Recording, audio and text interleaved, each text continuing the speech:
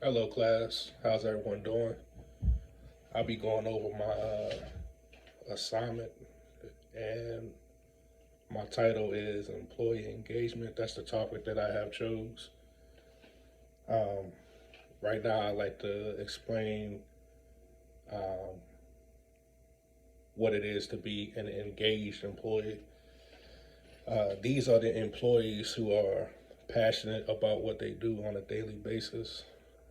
The employees that are not engaged, these are the employees who are not proactive, complete only the tasks required, and do not generally show an interest in what is going on within the organization. Disengaged employees, these are the unhappy employees who underperform, spread negativity, and often encourage others to avoid their work. Uh, you know, to be an engaged employee involves motivation, being motivated, and being willing to go above and beyond your tasks and help others, be approachable, have good energy. It's quite a few things um, when it comes to employee engagement.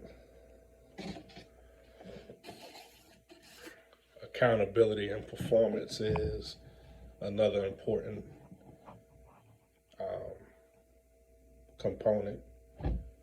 Everyone wants to be a part of a winning team.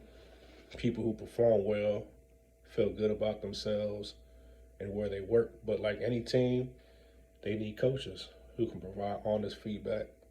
Immediate praise reinforces desired behaviors, and timely criticism can help avert future problems before they snowball. Just having that, accountability and being able to perform. It's not about outperforming the next person. It's about you performing to the best of your ability.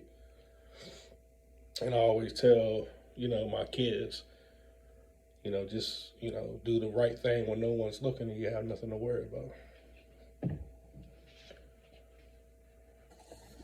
Um, as I always say, communication is probably the number one most important part of pretty much everything, everyday life. Without communication, you have nothing. Communication is important on so many levels. Communication is important to employees, employee engagement, because it makes employees feel included, trusted,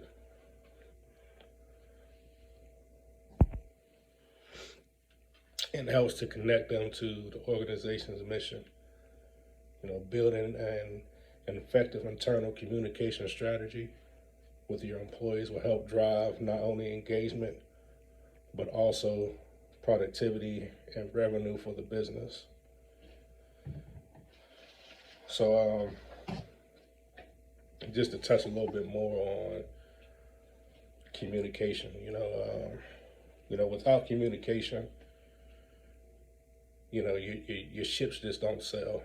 Whether it's a work ship, friendship, relationship, basically without communication, none of your ships will sail. It's like almost like not watering your plants. Eventually, your plants will die. So without communication, that's like you know,